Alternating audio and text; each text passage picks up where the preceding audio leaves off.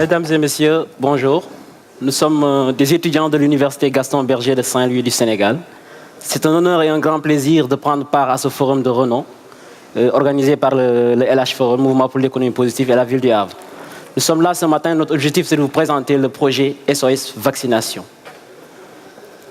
Plongé dans un monde tumultueux où les obstacles font légion, l'esprit humain n'a jamais cessé d'innover.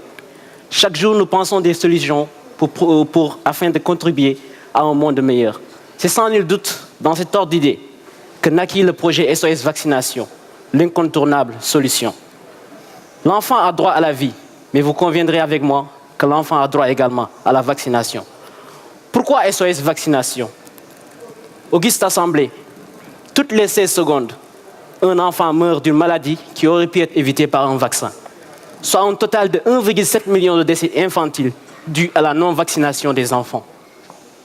Face à ce fléau des temps modernes, caractérisé par l'oubli, la négligence, mais aussi l'ignorance des mamans sur le planning de vaccination de leurs enfants, l'Université Gaston Berger de Saint-Louis, conscient de l'un de ses objectifs stratégiques, à savoir le service à la communauté, fidèle à son credo, l'excellence au service du développement, a, par le biais d'un groupe d'étudiants, mis en place un système d'alerte intelligent pour rappeler le planning de vaccination des enfants au moment. D'où le projet SOS Vaccination. Toujours dans cette même lancée, vous n'êtes pas sans savoir que chaque année, les acteurs de la santé dépensent environ 4 milliards de dollars pour la vaccination des enfants. Ce qui veut dire que les vaccins contre les maladies infantiles sont disponibles. Par ailleurs, l'avancée technologique ne cesse de prendre ampleur et le réseau des opérateurs téléphoniques constitue aujourd'hui un atout remarquable. Ainsi donc, la grande question qu'on se pose est comment exploiter les atouts technologiques en faveur de la société afin d'éradiquer ce fléau qui est en train de faire des ravages dans le monde. C'est en ce sens que SOS Vaccination intervient en essayant de rapprocher les liens entre les acteurs de la santé et la société. Comment? En proposant un système d'alerte intelligent, un système de rappel concernant le planning de vaccination des enfants. Que vise SOS Vaccination? Le projet SOS Vaccination se fixe les objectifs suivants, à savoir permettre aux mamans porteuses de nouveau-nés d'éviter la non-vaccination, qui est généralement due à l'oubli ou la négligence des mères concernant le planning de vaccination, mais aussi de participer à la réduction du taux de mortalité infantile afin de contribuer à l'atteinte du 4e objectif du millénaire pour le développement d'ici 2015. Comment ça marche? Ici, on essaie de faire une simulation de notre application.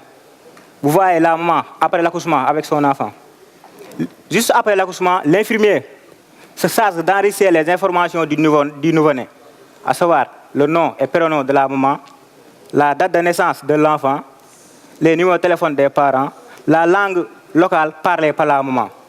Et puis ces informations seront transmises au niveau de notre serveur d'alerte.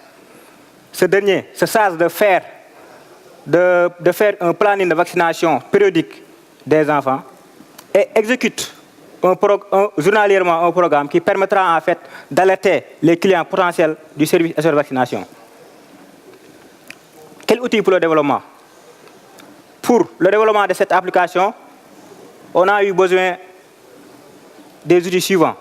Une machine avec un système d'exploitation Linux, un PABX Asterix qui permettra en fait, qui constitue notre serveur d'alerte, un modem GSM qui permettra à notre serveur d'alerte d'atteindre les clients potentiels, à savoir les mamans, et enfin un système de gestion de base de données qui permettra en fait d'enregistrer, de contenir l'ensemble des informations concernant les utilisateurs du service SOS Vaccination. Qui parle de projet parle nécessairement de coûts. Venons-en au coût de mise en œuvre du projet SOS Vaccination. À ce niveau, on a deux volets, le volet investissement et le volet fonctionnement. S'agissant de l'investissement, on aura besoin d'un serveur Unix pour 5000 enregistrements.